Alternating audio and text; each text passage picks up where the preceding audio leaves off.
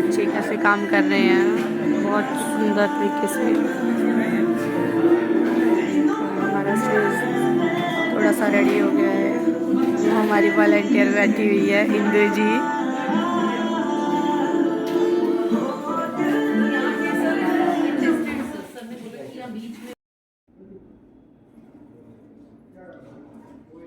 ये कोठीपुरा के नवोदय स्कूल में पार्लियामेंट का कंपटीशन किया जा रहा है प्रोग्राम नेहरू युवा केंद्र की तरफ से। तो देखिए पूरे तरीके से पार्लियामेंट बनाने की कोशिश की है।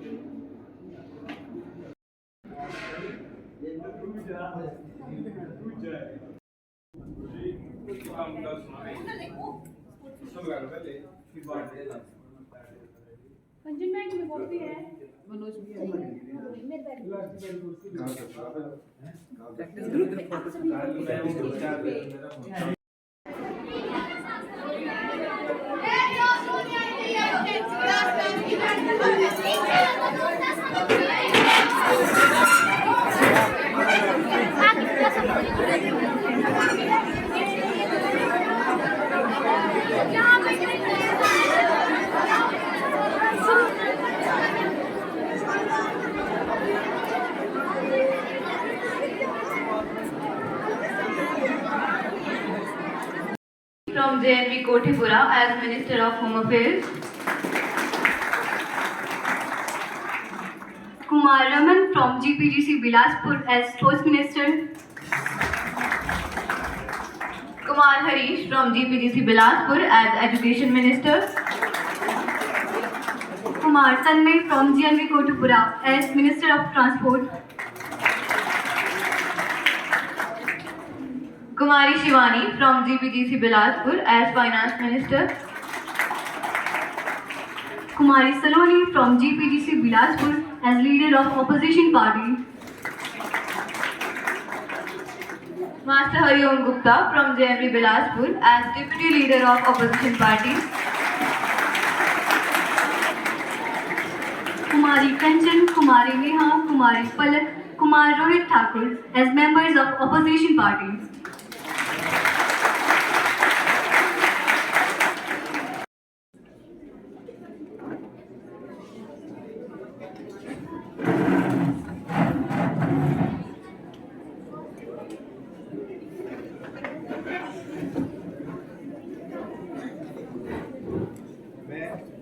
युवा सांसद अध्यक्ष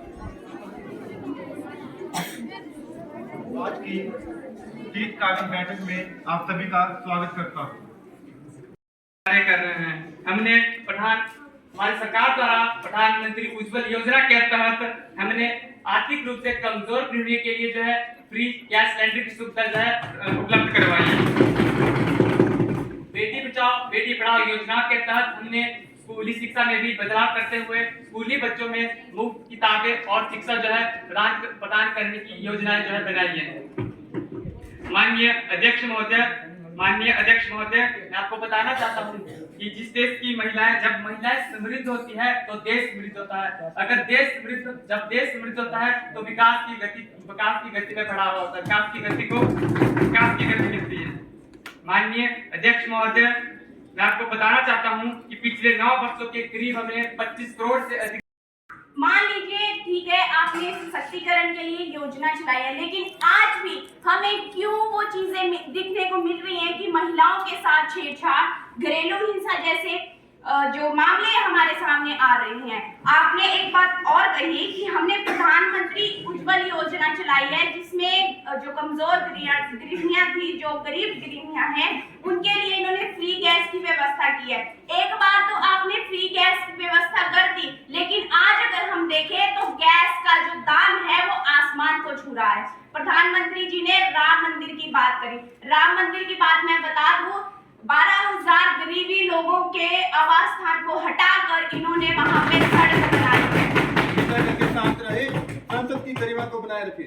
तो गरीबी लोगों के आवास स्थानों को छीन कर इन्होंने वहां पे सड़क बनाई। तो मैं प्रधानमंत्री जी से एक बात पूछती हूँ, जब राम मंदिर का उद्घाटन हो रहा था तो क्या वह सड़क केवल की सेलिब्रिटियों और बड़े बड़े पूंजीपतियों के लिए ही थी? क्या वहां पे गरीब लोग नहीं आ सकते थे?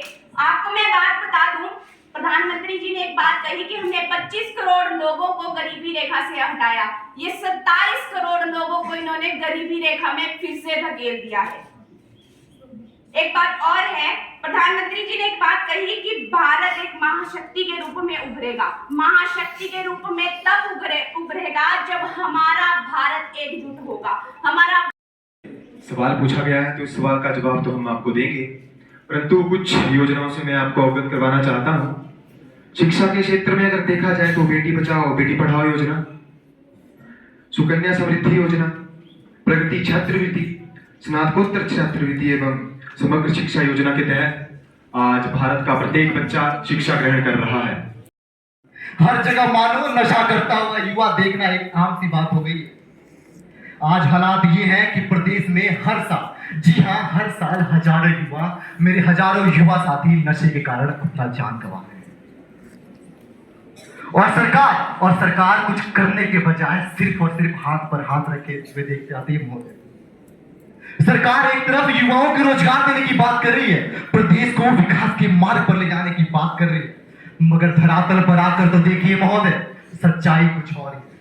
आज बढ़ रहा है प्रदेश में तो सिर्फ और सिर्फ नशे का दुष्प्रभाव, जिसकी वजह से सरकार द्वारा किए गए मामूली चंद सरलतम कार्य भी मानो जैसे एक अराजक मेले के समान प्रतीत होते हैं।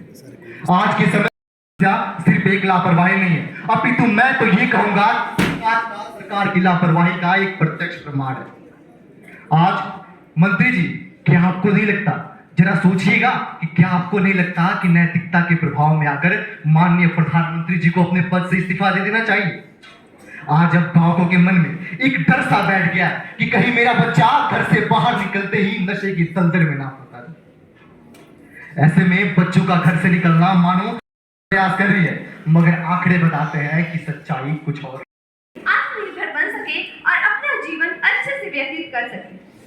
और जहां तक बात है नशा मुक्ति केंद्रों की, तो मैं बता दूं, हमारे द्वारा जिले भर में नशा मुक्ति केंद्रों को खोला गया है, जिसमें नशे में पड़े व्यक्तियों को मुफ्त इलाज दिया जा रहा है। जैसे कि मैंने पहले भी बताया कि इसके निर्देश पुलिस विभाग को समय अनुसार दिए जा चुके हैं। हमारी पुलिस द्वारा अब तक 320 लोगों को चरस की तस्करी पर करते हुए पकड़ा गया है और उन्हें कानून द्वारा कठोर दंड भी दिया जा रहा है। ड्रग्स को देश में प्रवेश करने से रोकने के लिए सीमा पर उनकी तस्करी को नियंत्रित करने और ड्रग प्रवर्तन में सुधार जैसे उपाय किए जा रहे हैं। हालांकि इस समस्या को पूरी तरह से हल करने के लिए भारत को एनडीपीएस अधिनियम 1985 के तहत कठोर दंड लागू करने का भी अधिकार प्राप्त हो गया है, जिसके चलते पूछना चाहता हूं कि आखिर सरकार पेपर लीक के मामले में क्या कार्रवाई कर रही है या सिर्फ और सिर्फ हमारे देश के युवाओं के भविष्य के साथ खिलाड़ कर रही है।